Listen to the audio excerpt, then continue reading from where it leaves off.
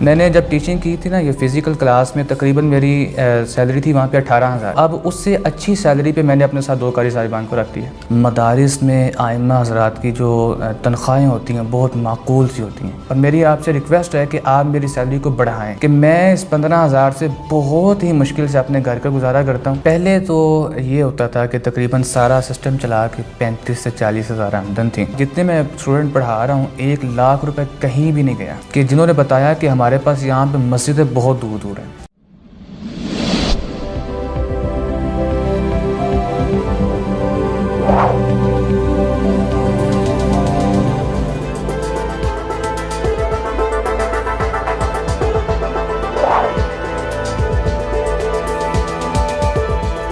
اعوذ باللہ من الشیطان الرجیم، بسم اللہ الرحمن الرحیم. اللہم صلی علی سیدنا و مولانا محمد وعلی آلہ و اصحابہ وبارک وسلم وصلی علیہ.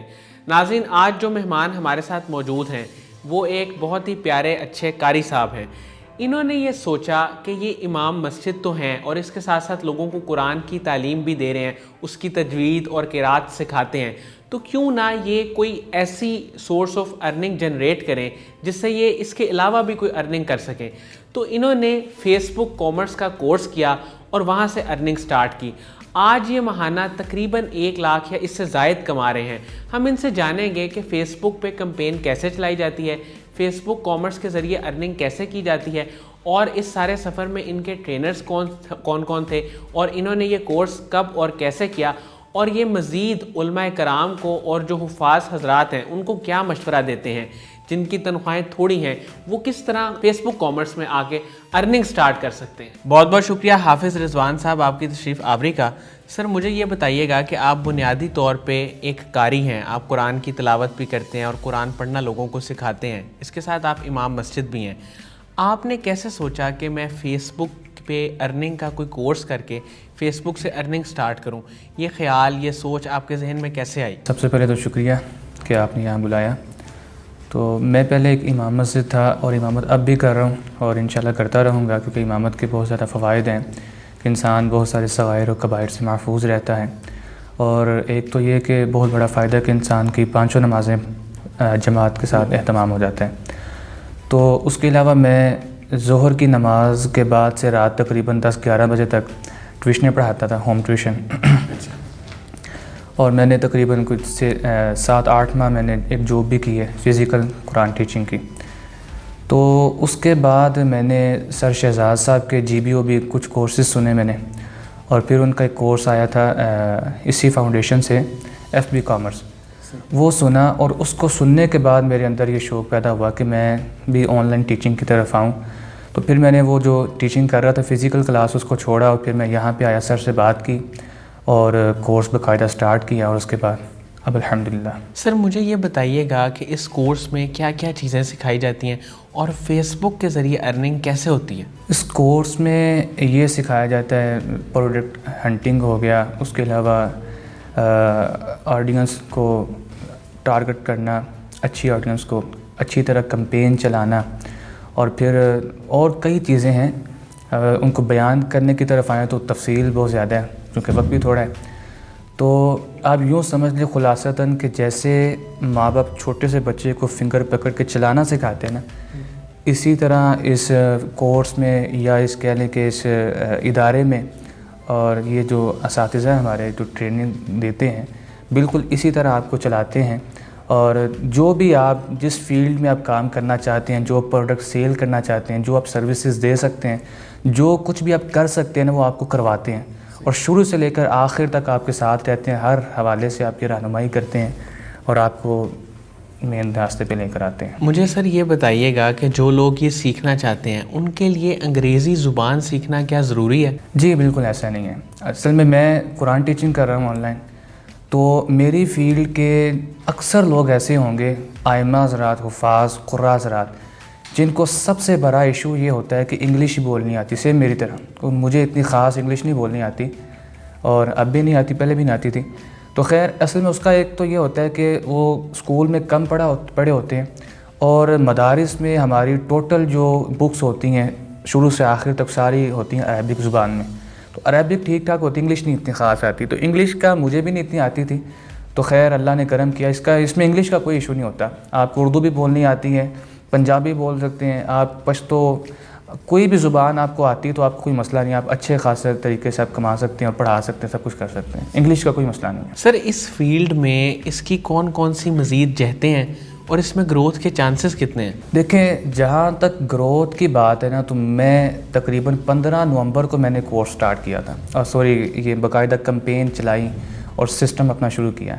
آج الحمدللہ 30 نومبر ہے اور ٹھیک 15 دن کے اندر میں نے الحمدللہ خود اپنے ساتھ 2 قاری صاحبان کو رکھ لیا ہے کہ وہ بھی میرے ساتھ بیٹھ کے پڑھائیں۔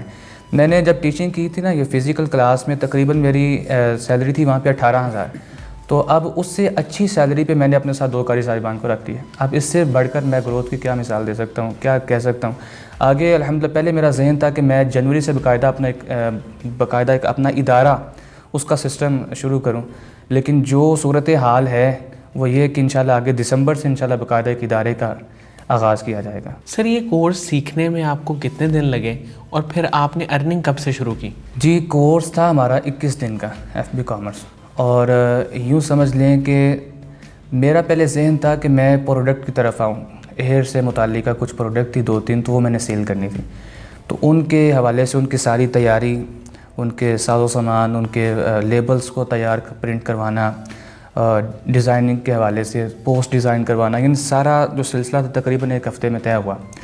اور اس کے بعد اچانک سے میرے ذہن میں آیا کہ یہ تو کام میں کر لوں گا، لیکن جو میری فیلڈ ہے جس میں میری کہہ لے کہ عمر گزر گئی ہے کافی حصہ، اور کافی میں نے اس میں محنت کی، میں کیوں نہ اس فیلڈ کی طرف آؤں اور اس کو آگے لے کر چلوں۔ پھر میں نے اب دوبارہ ڈیزائنر سے بات کی کہ آپ مجھے لنڈ قرآن کے حوالے سے کوئی ڈیزائن کر کے دیں پوسٹ۔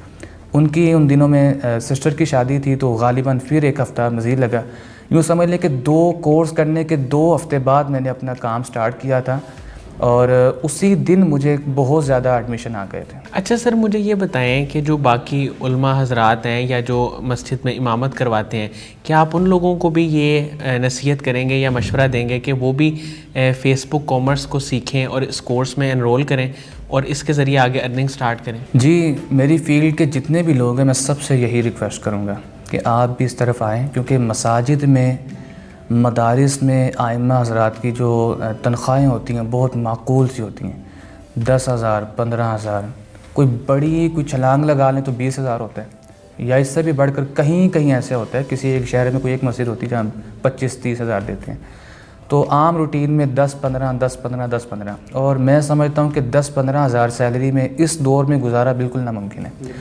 اور مجھے یاد پڑتا ہے کہ آج سے 3-4 سال پہلے کی بات ہے، ہمارے وہاں پہ ایک مسجد میں عید کی نماز پڑھنے گیا، تو وہاں پہ امام صاحب نے خطبے کے بعد ایک ریکویسٹ کی اپنے مقتدیوں سے، ٹھیک ٹھاک مقتدی بیٹھے تھے، انہوں نے کہا کہ سر میری سیلری ہے 15,000 اور میری آپ سے ریکویسٹ ہے کہ آپ میری سیلری کو بڑھائیں۔ کیا وجہ؟